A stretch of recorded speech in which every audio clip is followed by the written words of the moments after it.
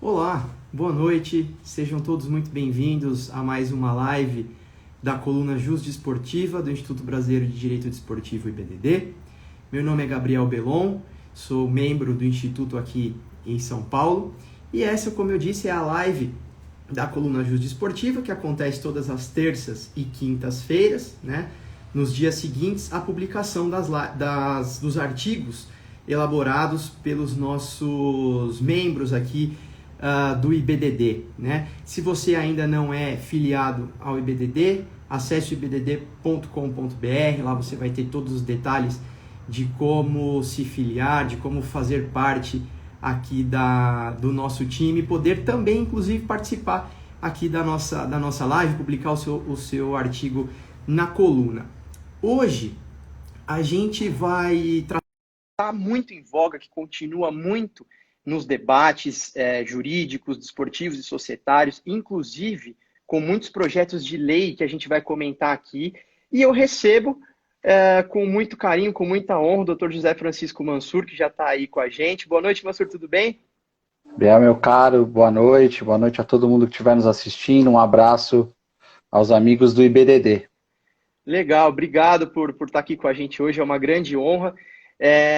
De um artigo de extrema qualidade que é intitulado De Volta ao Começo, por que devemos discutir a forma societária das entidades esportivas, né?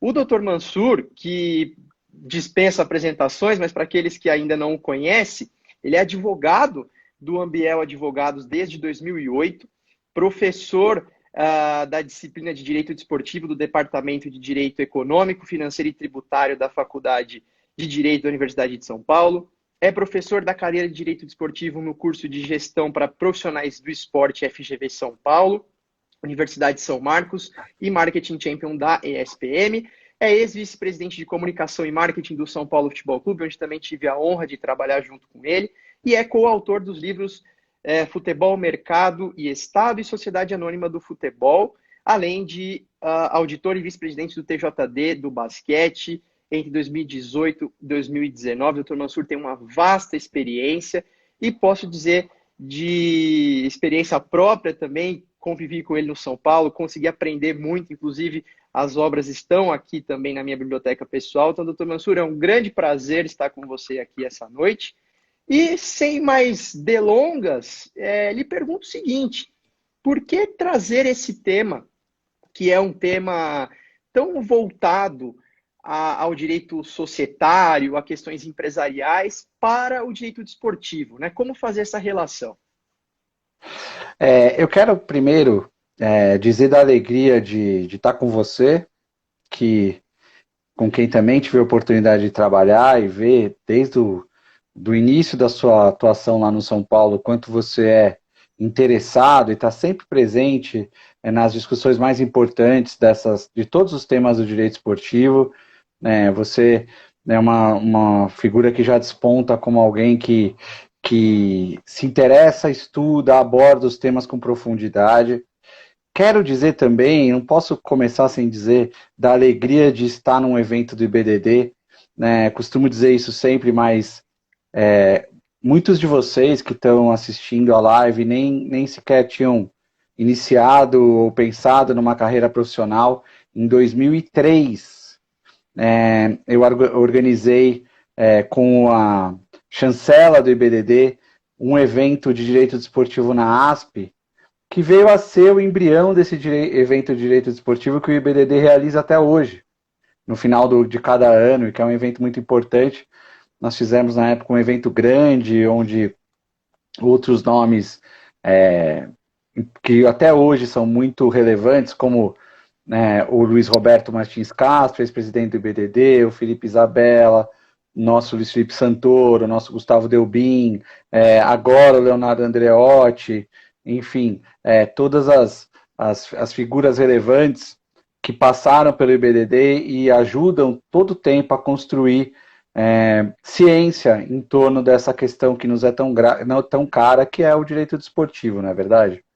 Com certeza. Eu acho que, como eu pretendi fazer quando eu tive a oportunidade de escrever o artigo, eu quis, na verdade, completar uma lacuna, porque quando nós iniciamos a conversa sobre essa questão, como os times, as equipes esportivas, e isso redunda sempre muito no âmbito do futebol, mas a entidade esportiva em geral, estão organizadas, a gente já começou com uma discussão que fica entre ser associação ou ser clube-empresa.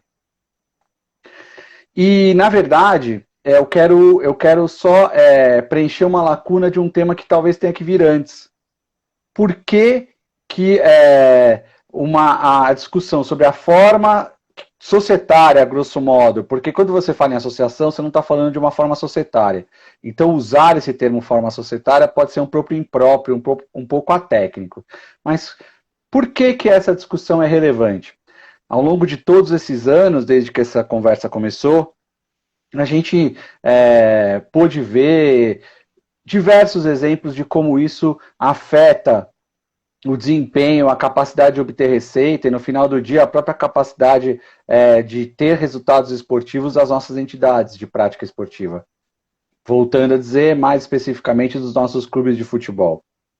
A forma como você se organiza internamente, que está ressalvada na Constituição Federal como sendo algo da qual as entidades de prática esportiva têm autonomia para fazer da forma como entender melhor, mas ela é a roupa, ela é a casca, ela é a roupagem, é o traje adequado que você vai usar para fazer determinada atividade. Eu dou um exemplo no artigo que me ocorreu quando eu estava escrevendo o artigo, que pode pontuar bem o porquê fazer essa discussão, que é o exemplo do apicultor e do maratonista, né? Se você for colher o mel, eu nem sei se o termo que se usa é colher em relação ao mel, mas se você for ali extrair o mel de uma colmeia, e você vai usar a roupa do apicultor, você vai se cobrir inteiro, vai usar uma proteção no rosto em forma de uma tela, todo mundo consegue visualizar aquela roupa toda branca, aquela bota e etc. Se você for correr uma maratona, você vai usar um calção, uma camisa bem leve, meia, um tênis confortável para correr 42 quilômetros e alguns metros. Se você for com a roupa da maratona, extrair o mel da colmeia, você vai levar várias picadas. Não é o traje adequado. Se você for correr uma maratona com a roupa do apicultor, você dificilmente vai conseguir preencher os 42 quilômetros e mais alguma coisa. O que eu estou querendo dizer aqui com essa imagem é a discussão. Será que as nossas entidades esportivas estão vestindo o traje correto para mergulhar nesse mundo de negócios do esporte que a gente vive agora, já nos anos 20 do século XXI? Será que as entidades brasileiras estão utilizando a melhor roupagem institucional, a melhor forma de organização, o melhor, entre aspas, tipo societário? Será que as associações ainda representam a forma mais adequada de constituição e organização interna para fins de competir no mundo dos negócios do futebol, num ambiente absolutamente globalizado? Eu acho que é essa discussão que eu quero fomentar, e foi o que eu tentei fazer, não sei se consegui, mas o que eu pretendi fazer com o artigo.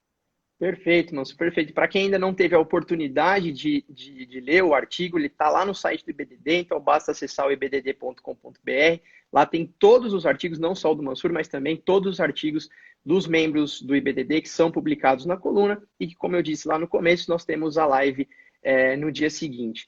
Mansur, você sabe que uma curiosidade bacana, todos os dias lá no departamento de filiação da Federação Paulista de Futebol, eu recebo a pergunta de qual o melhor modelo societário para quem deseja começar um clube, né? Especialmente lá no setor da filiação.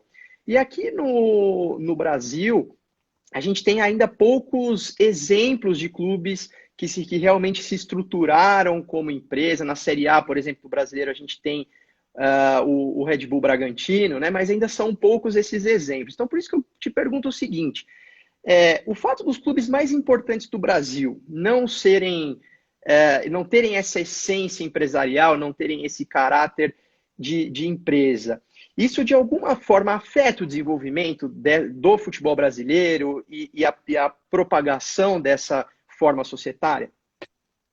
Na minha opinião, afeta. E a reflexão que eu procuro estimular no artigo pretende exatamente responder essa sua pergunta.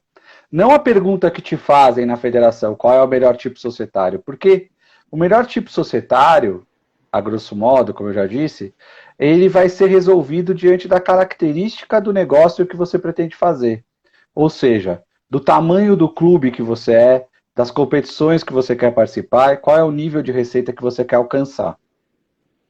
Eu quero fazer uma digressão histórica para responder a sua pergunta, para dizer que os nossos primeiros clubes de futebol, eles datam do final do século XIX e começo do século XX. 1890 e depois 1900, 1910, 1914, 1918, 1930, e se tratando dos grandes clubes de São Paulo, são estruturas praticamente centenárias. Quando esses clubes foram criados, eles eram um agrupamento de amigos, muitos começaram com a atividade principal já do futebol, mas que se reuniam, formavam times, eles mesmos jogavam nesses times e ou jogavam partidas amistosas até que se organizaram as primeiras competições. Muito característica dessa forma de organização que tivessem adotado a forma jurídica das associações. As associações, elas têm no seu histórico uma relevância importante, uma repercussão calcada em dois grandes movimentos tidos como movimentos libertários da história da humanidade: a independência dos Estados Unidos e a Revolução Francesa. As associações, as primeiras, essas que foram características desses dois momentos, elas tinham por característica principal congregar pessoas que lutariam por uma determinada causa. A libertação dos Estados Unidos enquanto colônia da Inglaterra, ou os princípios humanísticos da Revolução Francesa, ou não, nem tão humanísticos depois. Tudo isso se deu com a presença muito característica e muito forte das associações. Os nossos primeiros clubes, quando eles se organizam na forma de associações, lá no começo do século XX, eles fazem muito em acordo, quer dizer, usando de novo aquela metáfora da roupa adequada, eles vestiram a roupa absolutamente adequada para aquele momento que eles estavam vivendo. Um grupamento de amigos, 11, 15 amigos, existia no Brasil, porque as pessoas, eu gosto de falar isso em toda a palestra, mas as pessoas entendem que o Charles Miller trouxe a primeira bola, e estudos recentes, históricos, arqueológicos do futebol brasileiro, mostram que as bolas já estavam aqui, com os funcionários ingleses das companhias como a Light, etc. O que o Charles Miller trouxe foi o primeiro livro de regras oficiais do futebol. E aí é muito legal falar isso no IBDD, porque o primeiro momento, o marco inicial da história do futebol brasileiro, na verdade, é um momento de direito desportivo. Porque alguém, um brasileiro que foi morar na Inglaterra, trouxe um livro de regras. Então, o direito desportivo inicia o futebol. Vocês que estão aqui, como eu, militando nessa área do direito esportivo, precisamos saber que o pontapé inicial do direito esportivo, do futebol brasileiro, se deu num momento característico e típico de direito esportivo. Mas, feita essa digressão, voltando, o fato é que isso começou como um grupo de amigos e que, fundamental, se organizaram em atividades que não tinham nenhuma finalidade econômica. Não existia finalidade econômica num grupo de 11 ou 15 amigos se reunirem para chamar para um jogo amistoso o clube do outro bairro. E depois uma federação, no caso paulista ou carioca, as primeiras que foram organizadas, congregarem, então, vamos fazer uma competição envolvendo as equipes do estado de São Paulo, da cidade de São Paulo. Jogadores trabalhavam todos voluntariamente, eram esses amigos, não havia cobrança de ingresso. O fato é que, com o acirramento da competitividade, começou-se a pensar nos mecanismos capitalistas, da própria Revolução Industrial, da própria inserção de um capitalismo do século XX, que é o capitalismo que vem como consequência, como sucedâneo da Revolução Industrial, e se começa, então, para eu ter este jogador, e aí se vai muito a figura do Arthur Friedenreich, que foi um dos jogadores das primeiras décadas do futebol, eu quero que ele jogue no meu time. Então acabou essa conotação de vamos, amigos, voluntários jogar.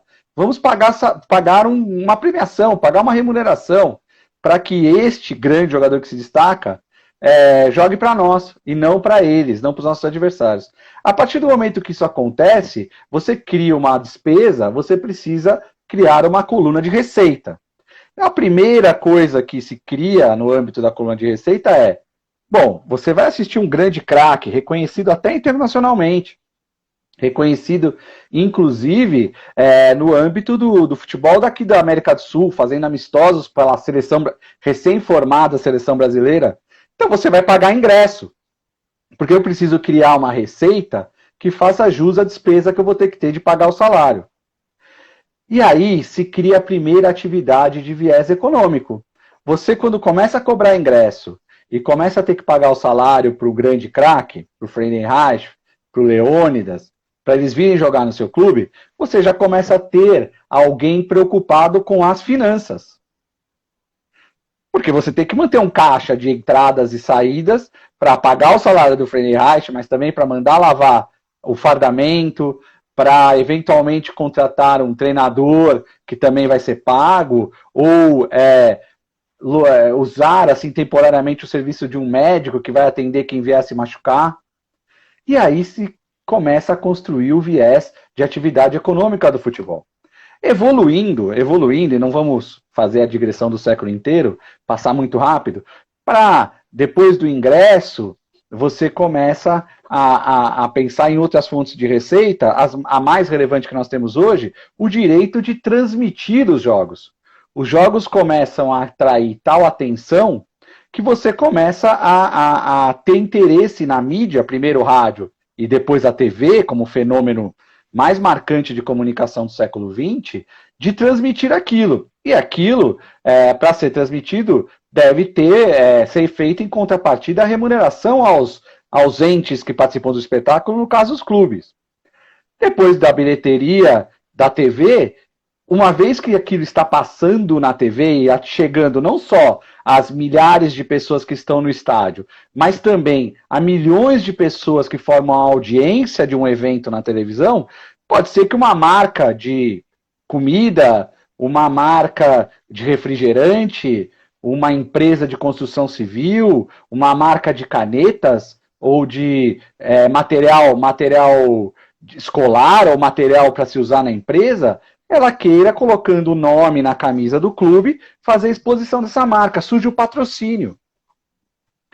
E hoje, com tudo que se evoluiu em termos de capacidade de comunicar nos últimos anos, as formas de transmitir ganharam alcances quase que infinitos, quer dizer, o céu é o limite.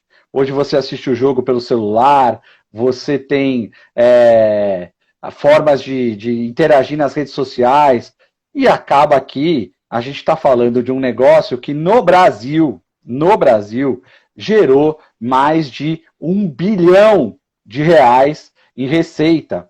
Basta você somar a receita dos grandes clubes brasileiros, colocando o Flamengo, que quase bateu algo como R$1 bilhão de receita nos últimos anos, chegando até o 10º clube que tem a maior receita no Brasil, que é o Fluminense, que faz algo em torno de R$250 milhões. Ora, a partir disso, existe uma mudança fundamental, que é o viés absolutamente econômico da atividade. O futebol, então, deixou de ser uma atividade que possa ser realizada sem o objetivo do lucro? Não exatamente. Uma associação pode realizar as atividades, obter receitas que vão ser reinvestidas. O problema é que também com isso houve evolução legislativa. Quando a gente começa a falar em associação no código que é anterior a esse, que é o Código 16, Código Civil Brasileiro, você tinha um artigo para tratar de associação.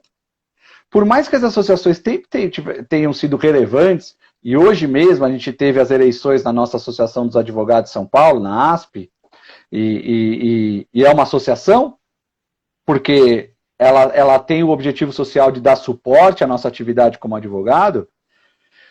E ela tem ali as receitas das mensalidades, as receitas dos produtos que você adquire na ASP e são reinvestidos. Mas a questão que está no artigo 53 do Código Novo, que aí sim, do 53 ao 61, vem regulamentar o escopo e a atividade das associações, não diz que a associação é aquela entidade cuja finalidade é distribuir lucro, mas diz, cuja finalidade não é distribuir lucro, mas diz, associação é aquela entidade que realiza atividades cujos objetivos não são econômicos. E hoje é impossível segregar a atividade do futebol brasileiro do viés econômico, como é impossível no mundo inteiro. E a partir daí a gente volta à pergunta inicial. Será que o futebol brasileiro está vestindo a roupa certa para participar desse baile mundial das equipes de futebol do mundo, do negócio futebol? Essa é a discussão que eu procurei propor no meu artigo. Excelente, professor. Eu vou destacar alguns comentários aqui que são só elogios, inclusive da nossa querida amiga doutora Júlia Gelli. Que aula! Eu quero agradecer a Júlia, porque ela ajuda demais a gente a fazer a live. Se tudo ela isso é uma daquelas acontece... pessoas que... Muito obrigado, Júlia, por todo o suporte, todo o apoio que você deu nos últimos dias. Sigo o agradecimento também, e que aula, e como é muito importante a gente ouvir pessoas como você, professor, quanto a gente aprende, e isso é muito legal. Pegando esse contexto todo e toda essa questão da utilização de marca e fomento financeiro, lucro ou não, e tem um ponto muito importante em toda essa estrutura, que é a questão da gestão. Né? Então, muitas vezes a gente escuta em palestras, até hoje a gente pode dizer as lives, né? Mas a gente escuta muito essa questão da transformação societária como uma solução de todos os problemas. Muitas pessoas vendem essa questão, né? Então, por isso que eu te pergunto o seguinte, assim, seria possível a gestão ser melhor, mesmo num caráter associativo? A gente conseguiria fazer isso no Brasil, melhorar a gestão, mesmo estando num formato de associação e não num formato de empresa? Você levanta dois pontos muito importantes, muito importantes. Primeiro, essa mistificação de que a constituição de empresa é a panaceia de todos os males faz muito mal para o debate, gera uma expectativa maior do que o que se consegue alcançar. Existem empresas muito bem geridas e empresas muito mal geridas. Existem associações muito bem geridas e associações muito mal geridas para os objetivos que elas têm. No que tange à governança, é fundamental que a gente diga, até dando sequência a esse mesmo raciocínio, que sendo associação ou adotando uma das formas das sociedades empresárias que existem hoje, vai ser gerida por pessoas. E as pessoas podem gerir bem ou podem gerir mal. E só te interrompendo, Mansur, perdão pela interrupção, mas por falar em boa gestão, só queria fazer o registro aqui da entrada do nosso presidente, Leonardo Andreotti, que dispensa também comentários sobre a sua gestão em cima do IBDD, mas perdão pela interrupção, não podia deixar. Obrigado, presidente, pelo convite, pelo prestígio e parabéns por tudo que o IBDD tem feito pelo desenvolvimento aí da ciência do direito desportivo sob o seu comando, presidente. Estou muito feliz de estar aqui contigo hoje na sua casa. Voltando ao que eu estava falando, esse raciocínio, esse dogma de que basta... Porque se tornar sociedade empresária não é um programa de computador, não é um chip. Eu vou colocar esse chip e acabaram meus problemas de governança. Não. São pessoas que vão gerir as sociedades empresárias. A questão que precisa ser abordada é a seguinte: posto isso, é importante que se diga que as associações são geridas por meio de processos políticos. Eu costumo dizer, o drive do político para gerir não é o drive do empresário. O político precisa se submeter ao escrutínio, precisa se submeter à eleição. Então, ele governa pensando na popularidade. E isso não é ilegítimo. Isso não é real. Você exigir de uma pessoa que a cada 3 anos vai se submeter a uma eleição, que ela pense na estratégia política de se manter no poder. E a partir daí, existem diversas formas de estratégia política. Hoje a gente vê nos clubes aqueles grupos políticos. O São Paulo mesmo tem 17, 14 grupos políticos. Pelo que eu pude acompanhar da eleição do Corinthians, existem grupos políticos. E para você vencer eleições, você precisa fazer alianças políticas com esses grupos. E nessas alianças, não necessariamente vão estar contemplados com os lugares mais relevantes da gestão aqueles que têm maior capacidade técnica. Um conselheiro que traga consigo 14 votos de outros conselheiros pode assumir uma diretoria num clube que tem ali milhões de torcedores e para um cargo absolutamente técnico como o marketing, que tem que lidar com tudo isso que a gente falou antes, as redes sociais, a forma de trabalhar a marca, o branding do clube, etc. Mas ele, na verdade, não é mais do que um bom político que tem ali 14 conselheiros, que ele conseguiu fazer um acordo com um dos candidatos que venceu a eleição e atribuiu a ele o cargo que foi prometido. As sociedades empresárias não têm este caráter, essa vocação eleitoral, que em alguns casos se transmuta numa vocação eleitoreira. A política e a politicagem, aquela política menor, que não visa o bem comum, mas que acaba substituindo, e isso é normal do ser humano. Em alguns momentos você acaba substituindo o interesse em fazer bem pela entidade que você está pretendendo gerir por um projeto de poder. Eu ficar no poder, eu me reeleger, depois eu eleger o meu sucessor, porque vamos acabar com a reeleição que o sujeito não vai ter mais interesse político, não vai mais fazer conchavo. Não é o que se vê na prática, porque depois de se reeleger, o sujeito quer eleger um sucessor. Então ele coordena a campanha e ele também governa pensando na eleição do seu sucessor. Aí que, para mim, está o grande nogórdio que a gente não consegue ultrapassar. E não é uma questão ideológica. É a questão como esse ente que é tão importante hoje para esse mundo globalizado que se chama o mercado. Quantas vezes a gente não ouviu falar? O mercado reagiu bem a tal eleição. O mercado reagiu mal, muito mal, porque está havendo uma segunda onda do Covid-19. Esse mercado, a gente não consegue, a gente não senta, faz uma live com o mercado, a gente não liga o jornal à noite e o mercado está dando entrevista. Mas o mercado congrega o dinheiro que está rodando pelo mundo sendo investido nas mais diversas atividades econômicas. E no nosso caso aqui, por exemplo, nós temos um mercado financeiro. E os nossos clubes grandes, os clubes para os quais a gente torce, eles todos precisam muito de linhas de crédito no mercado financeiro. E o mercado financeiro tem muita dificuldade em sentir segurança para fazer empréstimos a uma entidade que, puxa, mas daqui 3 anos você tem uma eleição. Eu vivi isso de perto. Eu fui conselheiro do São Paulo, fui vice-presidente de comunicação e marketing do São Paulo. Estive, como você esteve, mas eu externamente no jurídico interno do São Paulo por 8 anos. Fui assessor da presidência, vivi 10 anos na sala de um presidente que foi tido e havido como uma das grandes raposas da política de clubes, que foi o Dr. Juvenal Juvencio, falecido. Então eu vi o outro lado. Eu não sou alguém que estou falando assim teoricamente, olha, eu fiz um estudo de uma grande consultoria.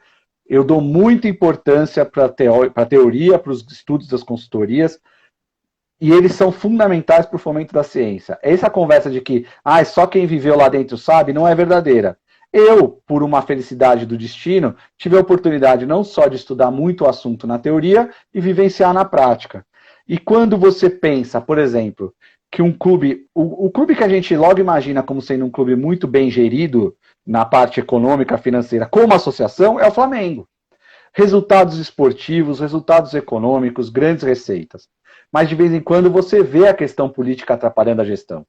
Você vê um diretor financeiro pedindo demissão porque entrou em rota de colisão com um outro diretor que tem lá X conselheiros. E o presidente teve que optar por um ou por outro. E isso se reflete, eu tenho certeza, quando o Flamengo vai buscar o dinheiro no banco para fazer a rotação do seu crédito.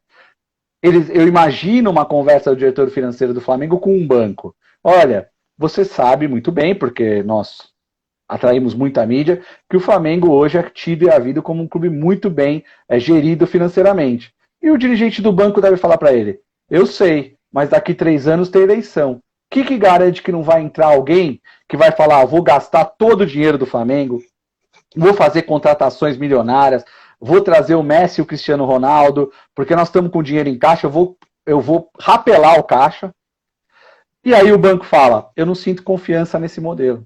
Agora, quando você segrega do clube social a atividade do futebol, e aí cria uma organização societária, especialmente, na minha opinião, das sociedades anônimas, com todas as responsabilizações de gestores, todas as responsabilizações de gestores, todos os órgãos de fiscalização, você diminui o risco. Diminuindo o risco, juros do mercado financeiro nada mais é do que a quantificação do risco. Uma vez que você diminui o risco, você vai pegar dinheiro mais barato. Pegando dinheiro mais barato, você vai criar uma circulação de crédito que vai te dar caixa. Com caixa, você investe, cria um círculo virtuoso que vai fazer com que se corrija uma distorção que não se entende. Porque um clube como o Flamengo, com 40 milhões de torcedores, não pode ter receita menor do que, por exemplo, o Wolverhampton da Inglaterra. Por mais que o Wolverhampton esteja na Inglaterra, ele não tem em torcida o que o Flamengo tem em torcida, por exemplo, no estado do Espírito Santo.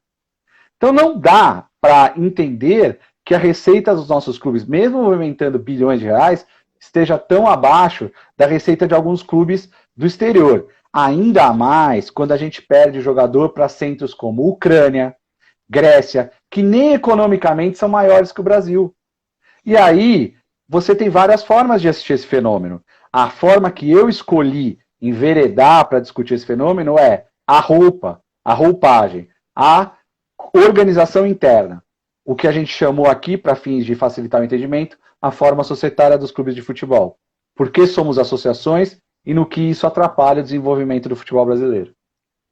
Muito bacana, Mansur. Dentro desse contexto da roupagem, da estrutura, né, das empresas, a gente tem alguns projetos de lei, algumas coisas que tramitam no Congresso, inclusive alguns que tentaram trazer muita da essência de Portugal, por exemplo, das SADs, né, que lá existem, as Sociedades Anônimas de Portugal, dos clubes que se organizam lá nesse formato societário. E aqui no Brasil a gente tem, então, esses projetos de lei que tentam, de uma certa forma, flexibilizar uma coisa aqui e outra ali, mas facilitar essa transformação. Acho que esse é o principal objetivo, né? De facilitar essa transformação. Incentivar. Perfeito, incentivar, acho que essa é a melhor palavra, né? E por isso que eu te pergunto o seguinte, o que você destacaria para nós hoje, assim, dos principais pontos dos projetos de lei que hoje se encontram em andamento e que tem relação com a questão do clube empresa e a sua transformação societária? Se você me permitir, eu posso contar um pouco da história desse tema na legislação brasileira. Para chegar nos projetos. Eu não vou fugir do tema, não. A primeira vez que a gente fala nessa questão de adotar uma forma societária que não seja a das associações foi na Lei Zico de 93. Criava uma faculdade, uma opção dos nossos clubes se constituírem em forma societária que não fossem a das associações. É até interessante, porque desde 88 nós temos a Constituição e o artigo 217, inciso 1º, ele diz que os clubes têm autonomia. Então, se eles têm autonomia de organização para ter a sua organização e administração interna, mesmo que o interna não esteja colocado no texto legal, esteve, mas foi tirado, era claro que não precisava vir um texto de lei dizer que você tem a faculdade de ser uma sociedade empresária, daquelas previstas no Código Civil ou na lei das SA, porque isso estava subentendido com a sua própria autonomia. Muito bem. Em 98, veio o choque mais profundo, que foi a Lei Pelé. E é muito interessante, Gabriel, eu quero te contar essa história, porque em 98 foi o ano que eu me formei na faculdade. Eu me formei na faculdade, eu era estagiário de um grande escritório aqui de São Paulo, Pinheiro Neto, e ali você é muito incentivado a ter o seu nicho. E em março do ano que eu me formei, surge a Lei Pelé. E na Lei Pelé vem um artigo, o artigo 27, que é o artigo 27 até hoje, mas com muitas mudanças daquela época, que dizia basicamente assim: é privativo das entidades que participam de competições profissionais, competições esportivas profissionais, a adoção de uma das seguintes formas: ou você se transformava num dos tipos societários do Código Civil, aí limitada, ou mesmo a sociedade anônima e os outros tipos, ou você constituía um tipo societário desse para participar das competições profissionais. E dava um prazo de 2 anos. Bom, se é privativo, veio então com uma norma obrigatória. Você era obrigado a se transformar. Logicamente, uma vez entrada em vigor a Lei Pelé, houve muitos questionamentos, e aí tem a questão cultural, que eu quero abordar num outro momento, porque os dirigentes das associações têm uma certa resistência em adotar outro tipo societário, por uma série de questões, mas o questionamento que foi feito foi, se eu tenho autonomia para me organizar, e está previsto no 217, inciso 1º da Constituição Federal, não pode vir uma lei e me obrigar a adotar um tipo societário que eu não queira. Bom, de lá para cá, eu passei a criar com outros colegas do escritório um nicho de direito esportivo no Pinheiro Neto, porque eu fiz o seguinte raciocínio, se todos os clubes, eu era novo, né, ingênuo, se todos os clubes vão se transformar em empresas são os clientes desse escritório. Eu gosto muito de esporte, sou torcedor fanático não é segredo para ninguém, mas eu sou torcedor fanático do São Paulo, sempre tive um enorme amor, não só pelo clube, pelo futebol e por as outras modalidades, as modalidades olímpicas, etc. Eu vou trabalhar com uma coisa que eu gosto, eu vou estudar essa Lei Pelé, e com isso uma geração inteira teve a mesma ideia, que é a geração do Santoro, o Isabela, que é um pouquinho mais novo, mas é da mesma geração, o Ambiel, que é meu sócio, tantos outros, né? O Luiz Roberto, o Caio Medawar, o próprio Delbin, que veio um pouco depois, esses dois últimos, mas também... E nós criamos, assim, dentro dos escritórios, grandes ou pequenos, nichos de direito esportivo. E acompanhamos todas as formas como a lei o artigo 27 acabou sendo modificado. Voltou a ser uma faculdade logo no ano 2000, depois começou-se a pensar que a forma de incentivar a constituição da empresa, isso numa lei de 2003, seria responsabilizando os dirigentes. E a verdade é que nada aconteceu, mas muita coisa aconteceu. Porque a despeito do fato dos clubes não terem adotado as formas societárias que não a da associação, você mesmo é testemunha viva de que os departamentos foram todos profissionalizados. Praticamente todos. O que você fez no São Paulo, o que eu fiz no São Paulo, o que os nossos colegas fazem nos clubes onde eles trabalham, antes da Lei Pelé, ou durante o período em que se discutiu vai virar empresa ou não vai, o advogado esportivo era um sujeito, eu costumo fazer uma imagem, ele está na piscina um domingo à tarde, o presidente chama e fala, o nosso centroavante, o Biribinha, xingou o juiz. Ele vai ser julgado quarta-feira lá no Tribunal de Justiça Esportiva, doutor. Você não pode ir lá fazer a defesa pra gente? Aí ele se enxugava, dava uma olhada na súmula, quarta-feira ia lá e defendia. Hoje, a própria atividade da Justiça Desportiva é absolutamente profissional, absolutamente técnica, com advogados que não são voluntários nos seus clubes. São pessoas com respaldo, com conhecimento. Eu fui auditor do TJD do basquete por 11 anos. Eu sei da qualidade dos advogados que vão lá, da qualidade dos procuradores, da qualidade do trabalho que envolve um processo de justiça esportiva. E antes era feito por um voluntário. Ou seja, o nosso departamento jurídico profissionalizou, o futebol profissionalizou, de voluntário mesmo só ficou o presidente e alguns diretores, mas não adotaram a forma jurídica das entidades empresárias. Muito bem.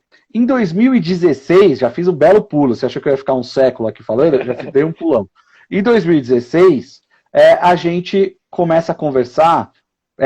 O Rodrigo Monteiro de Castro, que é uma pessoa do São Paulo, eu conheci porque ele era do mesmo grupo político que eu no São Paulo, ele é especialista em direito societário, ele começa a trazer para mim uma visão de que, Mansur, isso que você defendeu esses anos todos de transformar times de futebol em empresa, não vai dar resultado.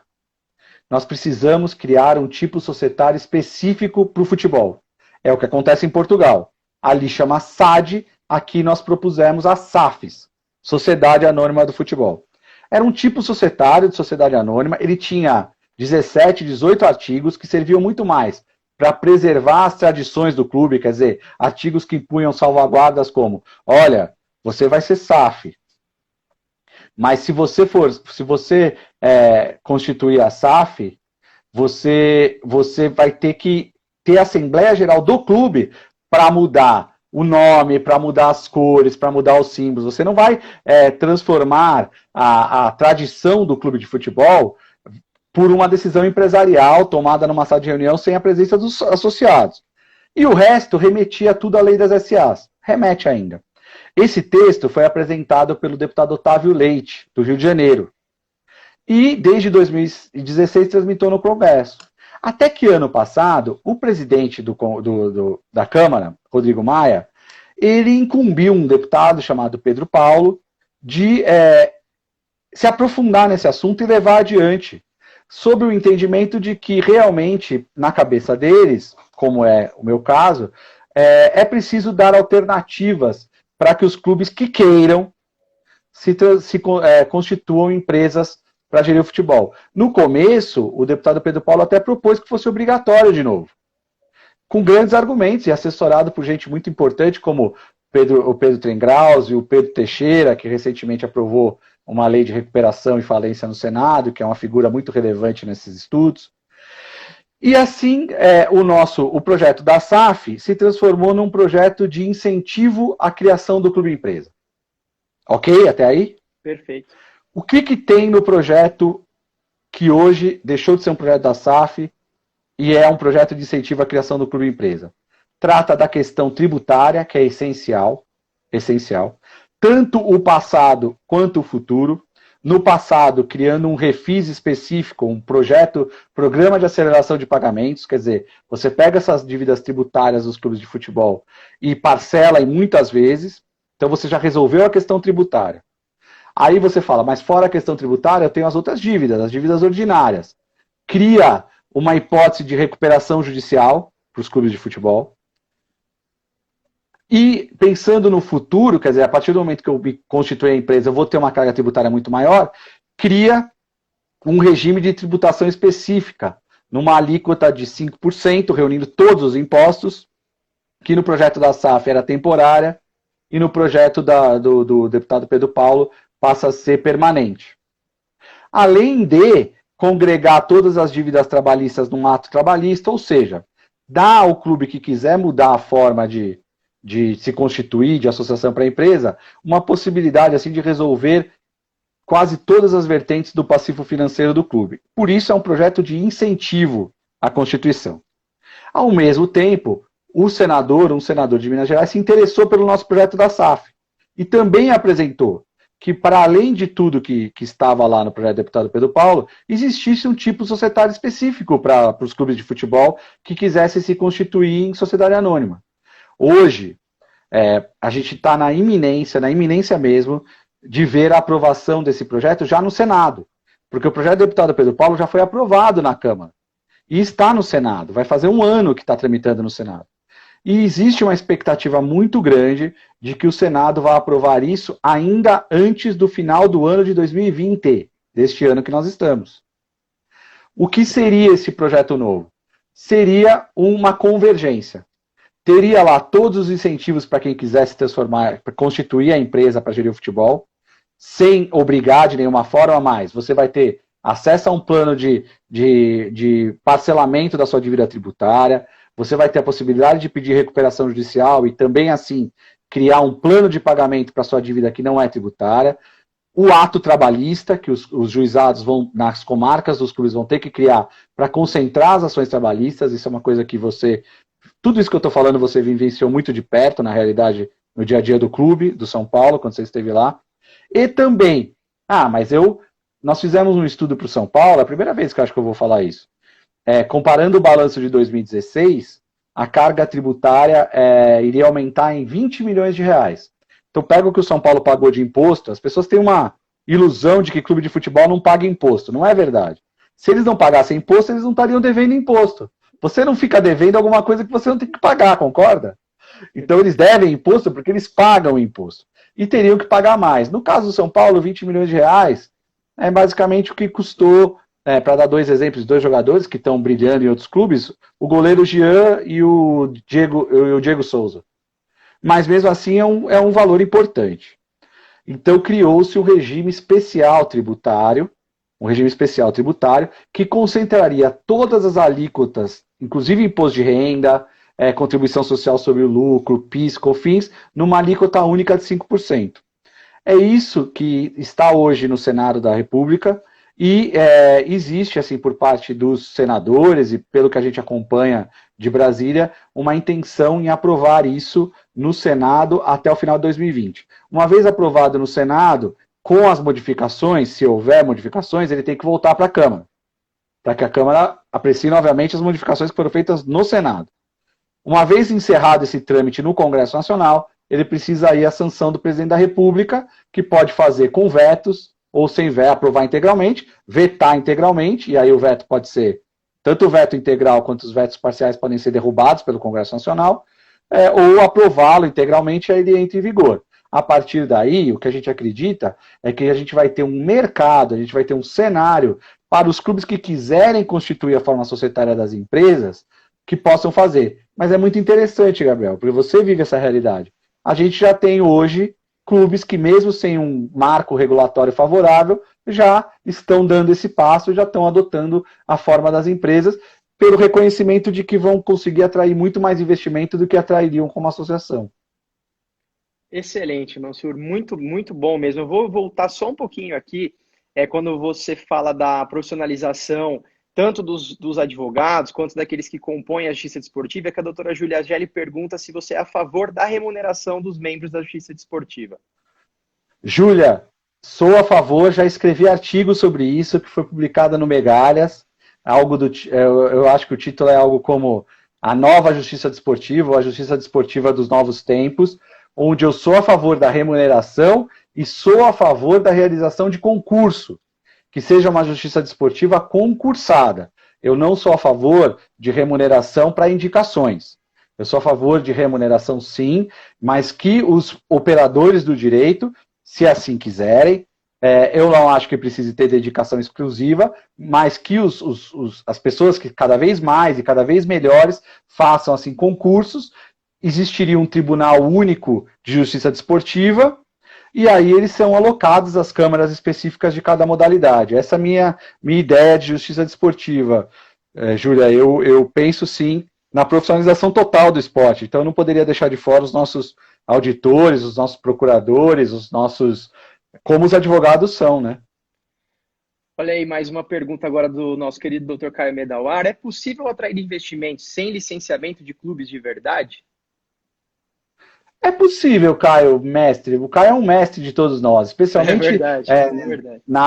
nas áreas relacionadas ao Estatuto do Torcedor, a forma como o Caio domina as questões da justiça desportiva. O Caio é um dos grandes expoentes assim, do direito esportivo brasileiro, né? E eu fico muito honrado de receber uma pergunta dele. É possível, tanto que eles recebem, Caio, hoje, mas fica muito limitado. Eu vou até além. Eu acho que a própria forma societária das associações já limita muito. Se você adotar práticas de licenciamento, você diminui um pouco o risco para quem vai te conceder crédito eventualmente. Mas eu acho que aquele mar azul, como se usa falar em gestão, do dinheiro novo que poderia vir para o futebol e colocar os nossos clubes no patamar dos clubes europeus, por exemplo, eu não me conformo de um clube como o Flamengo perder um jogador como o Rafinha, e eu não tenho nada a ver com o Flamengo. Eu sou São Paulino, até tive vários embates com o Flamengo e fomos bem-sucedidos. Perder o Rafinha para um clube da Grécia. Porque qualquer pessoa que tenha conhecimento dos últimos fatos relacionados à política macroeconômica mundial vê que a Grécia vive enormes dificuldades. A economia grega hoje não se compara em pujança com a economia brasileira. Então não adianta falar a Grécia está na Europa. Não. Além do mais, o que o Flamengo tem de torcida dá 3 ou 4 vezes a população da Grécia inteira, que dirá a torcida de um clube da Grécia. Então não tem como você admitir que um clube grego venha aqui e faça uma proposta para um jogador titular do nosso campeão brasileiro, campeão da Libertadores. Agora, se você olhar as receitas, é pau a pau. E outra coisa, o time grego ele participa de um contexto europeu que o Flamengo não participa. É uma vitrine. Se bem que o Rafinha já está numa idade tal que eu acho que ele não fez pensando nisso. Mas é inadmissível. Eu acho, posso estar errado, que isso tem muito a ver com a forma societária que os nossos clubes adotam. que isso impede o desenvolvimento. E, no que o Caio perguntou, mais presente ainda, a não observância de regras de licenciamento também é outro fator que afugenta o investidor. Mas o que mais afugenta o investidor, eu já falei isso no começo, na minha opinião, é a instabilidade do processo político dos clubes de associação.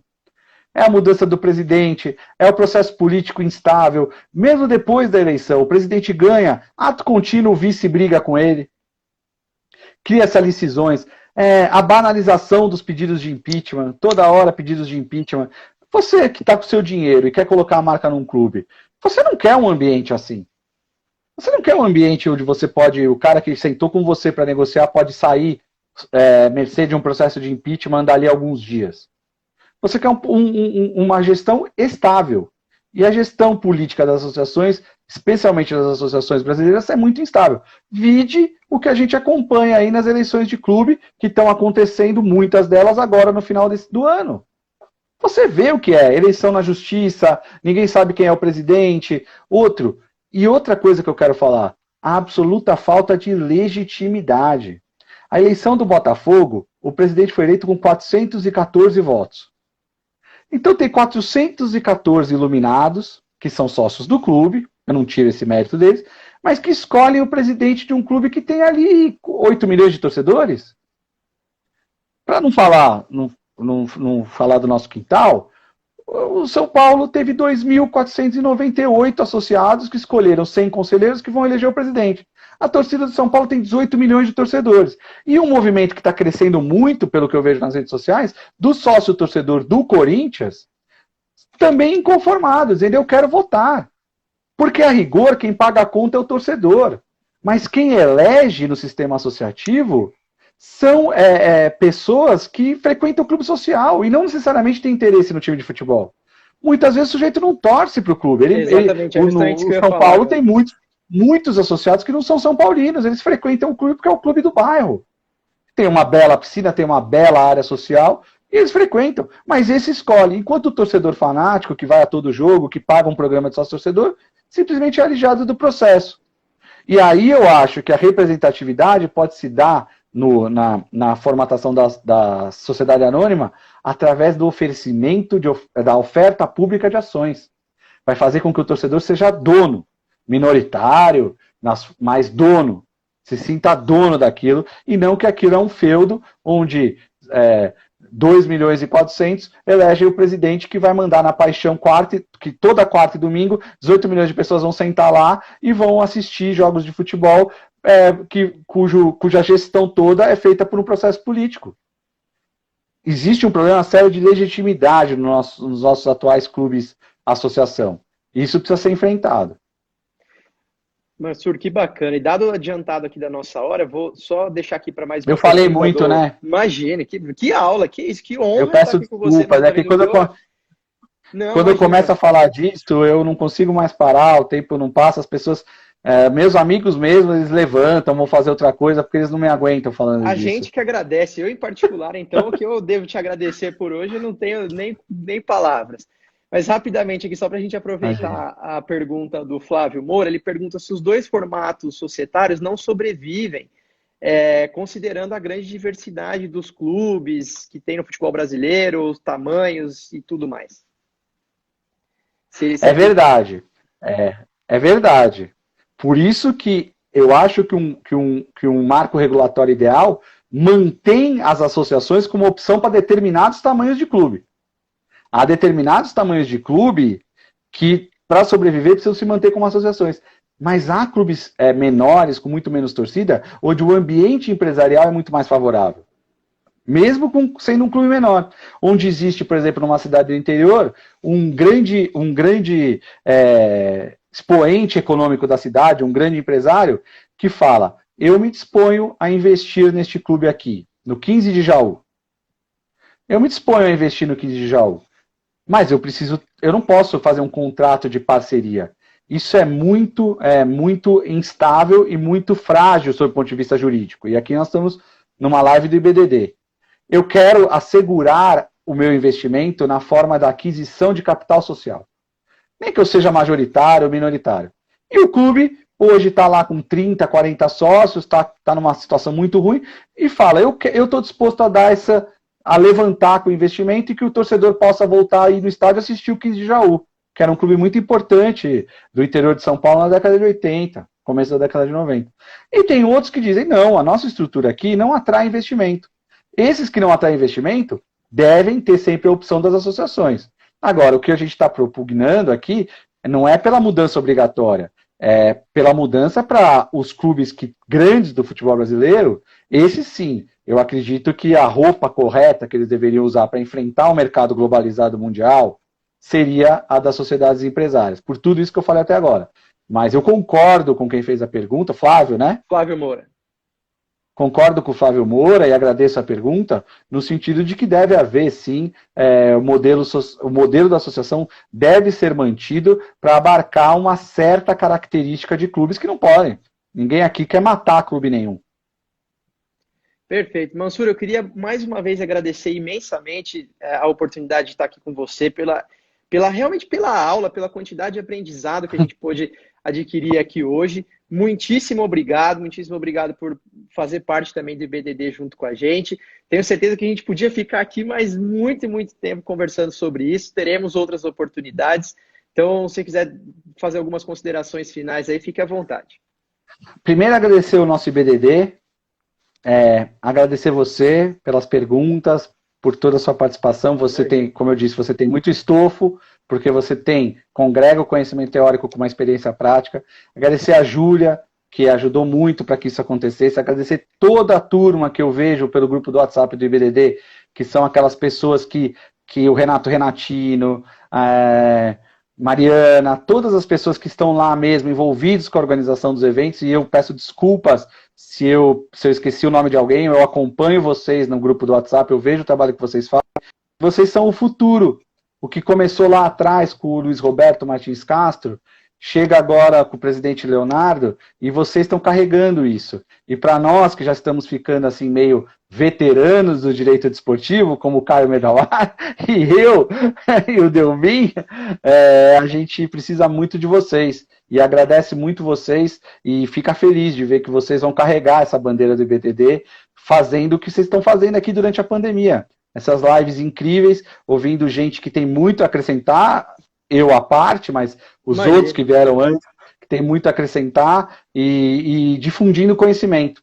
Isso é fundamental para que o direito desportivo se desenvolva cada vez mais como ciência. Obrigado para todo mundo que teve a paciência de assistir, de me ouvir falar sem parar sobre esse assunto de clube e empresa. Desculpa se eu me alonguei, desculpa se eu me excedi. Um abraço, fiquem bem, fiquem com saúde, se cuidem, cuidem das pessoas próximas de vocês, porque a gente está vivendo um momento de pandemia, e vamos seguir em frente, da forma como for possível. Muito obrigado, Mansur. A gente que agradece a oportunidade mais uma vez. Obrigado a todos que nos assistiram até agora. Quem chegou um pouquinho depois, fica gravado aqui no IGTV, depois no YouTube também do IBDD. Quem não teve a oportunidade ainda de ler o artigo, vai lá no ibdd.com.br, tem todos os artigos, não só o do Mansur, mas todos da coluna. E deixo aqui o meu abraço a todos, uma boa noite e até a próxima. Até, pessoal. Obrigado.